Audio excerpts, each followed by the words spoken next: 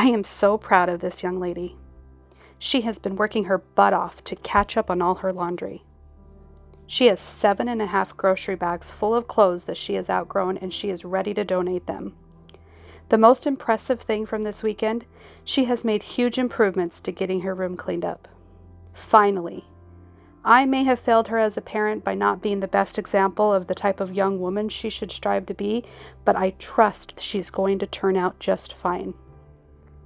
You see, I allowed my clinical depression from 2015 to 2019 to rule my day-to-day interactions, routines, and decisions.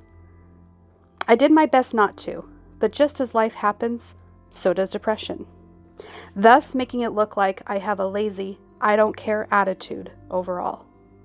Many might even consider me to have a very laxed parenting style. But for the past 6 months or so, I have been doing so much better. My kids are not used to seeing this new mom that cares so much about their bedrooms, their homework, their hygiene, their daily vegetables, and of course their happiness. They may not like some of this new mom expectation stuff, but I know they are way better off if I can just learn how to stick to it. Only a few knew what was going on behind these closed doors. I was suffering with my mental health, silently. If I opened up to you about it, it's because I trusted your kindness and knew you wouldn't judge me. Thank you for that. Seriously, from the bottom of my heart, thank you. I managed to do the bare minimum during my major depressive episodes, and I'm so proud that despite my extremely low moods, I never once abandoned my kids. I may not have been the best version of myself, but I worked hard daily at doing my very best, even if it didn't look like much. No, I didn't cope with drugs or alcohol, but I didn't teach them the basics about home cleanliness either. And that's what this whole monologue is all about. True, even before that time period, I wasn't the most effective disciplinary parent. When my kids were younger, I seldom enforced either of the kids to clean their room. As long as there was a path to their beds in case of an emergency, I was fine with a cluttered and unkept room. Besides, how do I expect more from someone if I'm not doing it myself? After we remodeled Matthew's room last year, he seemed to grasp the clean room concept a little better than his sister. I knew she was too much like me. I have what they call slob vision. If no one points it out to me, I truly do not see it.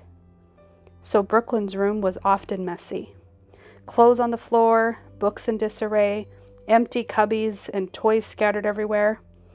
Oh, and the teeny pieces of trash that came from her Tinkerbell dog, who loved to chew everything up from paper to pencils. As long as there was a path to her bed, this was the only rule we enforced. Her dad didn't seem to mind her messy room too much either, so that was the way we operated for most of her childhood. Whenever the mess bothered me enough, I would take a day off of work and just get it done. She was never expected to keep it clean. We hoped she would, but we never expected her to. I never made her go to her room 5 minutes a day to keep it maintained, and when it got messy before the next weekend, I never forced her to clean it up by herself. I knew and understood what sort of anxiety her messy room gave her, so I was always the one that would go in and help her. I knew that whatever block I had about getting my house clean, she must have inherited the same block. We gutted out her room in 2017, we painted it, and she even had a big yard sale to dwindle down her possessions. The goal was to inspire her to love her space enough to keep it clean. But she continued to model my laxed, shrug of the shoulder example when it came to tidying up. When the weekend came, I would ask her to clean her room, and she would freeze, spend hours being distracted, or she would start to cry. Overwhelmed, feeling incapable, losing focus, and having no motivation whatsoever, she usually got by doing the bare minimum like her mama. I understood all too well where she was coming from. I can never get my house clean enough to be proud of it. Not on my own, not in one day. This is why I don't allow people in my home. I am ashamed, just like she is. I sympathize with her emotions all too well. So, I either excused her from finishing or I helped her clean it up every single time. As she got older, there would be days she would refuse my help. I think she instinctively knew she needed to figure this cleaning thing out on her own. But even when she refused my help, she never truly got it all the way clean.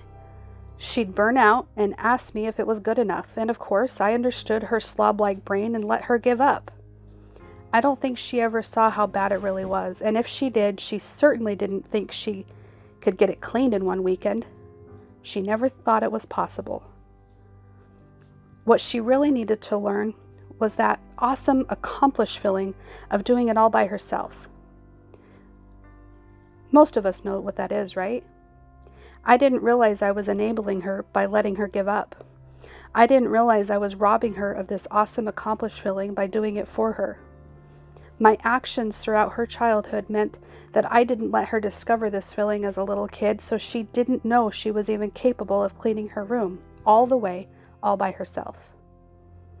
So yes, I have tons of guilty feelings about enabling her and not being a very good mom during what I call the toughest years of my life. But regardless of my mistakes in many areas of her life, she has proven to herself that she is capable. Her room is cleaner today than I have seen it in 2 years. So what changed? Well, this past weekend I surrendered. I was reminded once again how my slob-like ways has infected not only my home but everyone in it. I not only failed myself, I failed as a mom too.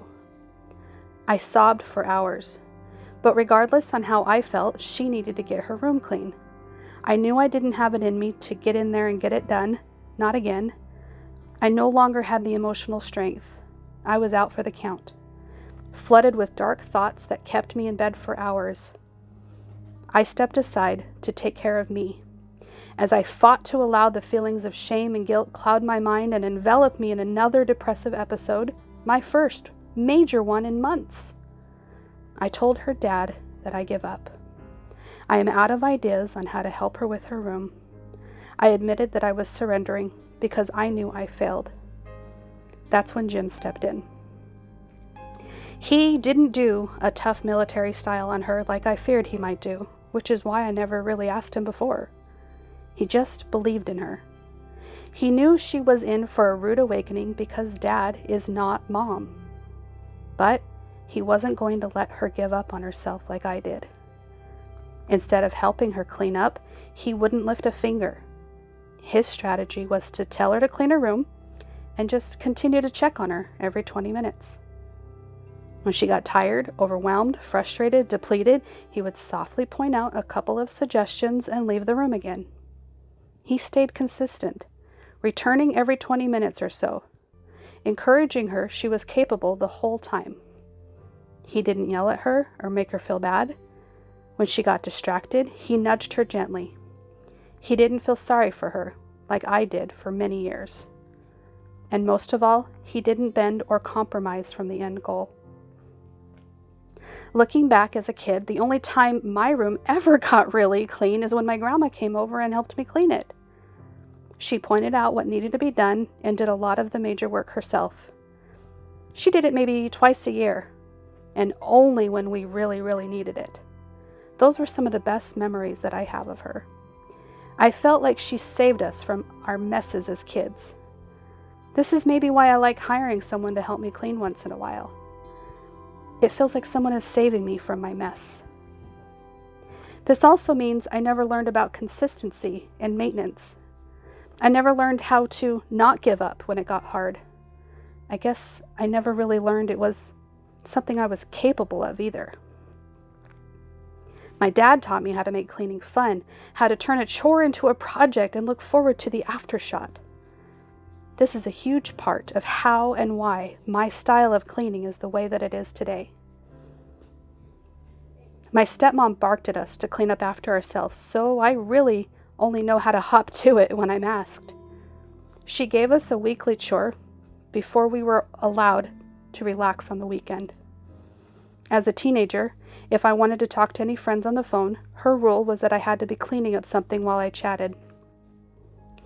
It is because of her that I learned discipline of routine, I learned about reward, and I learned how following directions kept everyone happy with me. But I never learned the notion that I could clean up after myself without those things.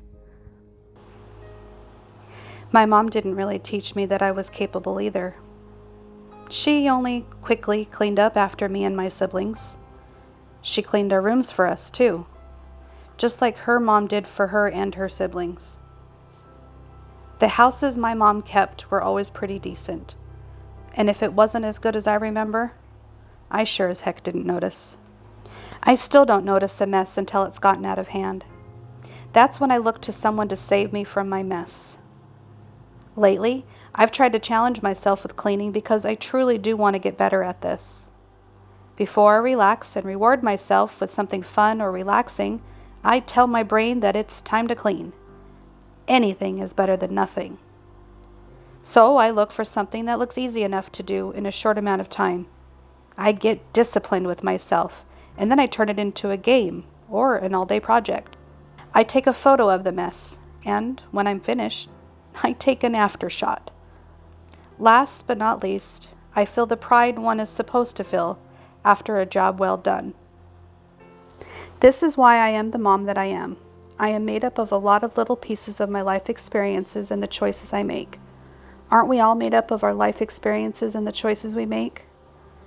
I may have a little bit of cleaning styles of my mom, my grandma, my dad, and my stepmom, but mostly I am me. And while I may feel pretty shitty about myself right now, I'm going to choose a different experience out of all of this and move on to the next challenge. I can't let my failure in the past define me for the rest of my life. This is why my daughter didn't know how to clean her room. She learned from me. But after Brooklyn cleaned her room all weekend, she learned she didn't need anyone in the room with her to help her. She did it on her own. I have my husband to thank for helping her discover this. Brooklyn is 11 years old. She is a smart girl with the potential to accomplish anything when she puts her mind to it. She may have a little bit of her mama in her, but she also has a little bit of a lot of other people too. Most of all, she is Brooklyn, a combination of a lot of beloved traits, and this makes a very impressive, loving, independent, sassy, beautiful, talented, smart, and kind young woman. In this video screenshot, I captured a moment from this weekend that I want to always remember. You will see a little bit of her clean laundry piled up behind us. You will also see her smiling as she had just made a comment that she's almost as tall as me.